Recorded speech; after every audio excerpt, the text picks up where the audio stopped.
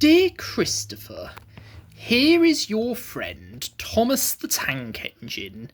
He wanted to come out of his station yard and see the world, and these stories tell you how he did it.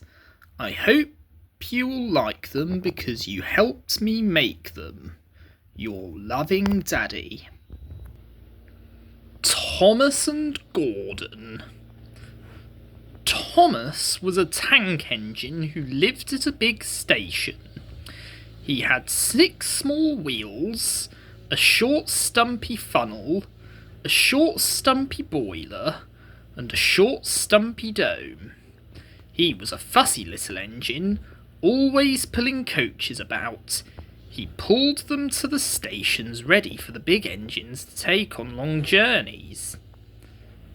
And when trains came in and the people had got out, he would pull the empty coaches away so that the big engines could go and rest. He was a cheeky little engine too. He thought no engine worked as hard as he did, so he used to play tricks on them. He liked best of all to come quietly beside a big engine dozing on a siding and make him jump. Peep, peep, peep, peep, peep. Wake up, lazy bones, he would whistle. Why don't you work hard like me? Then he would laugh rudely and run away to find some more coaches. One day, Gordon was resting on a siding. He was very tired. The big express he always pulled had been late, and he had to run as fast as he could to make up for lost time. He was just going to sleep when Thomas came up in his cheeky way. Wake up, lazy bones, he whistled. Do some hard work for a change. You can't catch me. And off he ran laughing. Instead of going to sleep again, Gordon thought how he could pay Thomas out. One morning, Thomas wouldn't wake up. His driver and fireman couldn't make him start. His fire went out and there was not enough steam. It was nearly time for the express. The people were waiting, but the coaches weren't ready. At last, Thomas started. Oh dear, he yawned.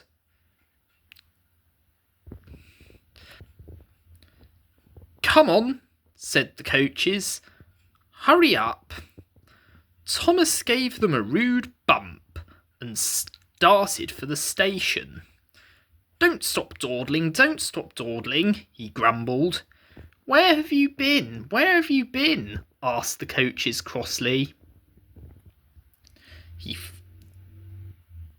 Thomas fussed into the station where Gordon was waiting. Poop, poop, poop! Hurry up, you, said Gordon crossly. Peep, peep, peep! Hurry yourself, said cheeky Thomas. Yes, said Gordon. I will. And almost before the coaches had stopped moving, Gordon came out of his siding and was coupled to the train. Poop, poop, he whistled. Get in quickly, please. So the people got in quickly, and the signal went down, the clock struck the hour, and the guard waved his green flag, and Gordon was ready to start. Thomas usually pushed behind the big trains to help them start, but he was always uncoupled first so that when the train was running nicely, he could stop and go back. But this time he was late, and Gordon started so quickly that they forgot to uncouple Thomas. Poop, poop, said Gordon. Peep, peep, peep, whistled Thomas.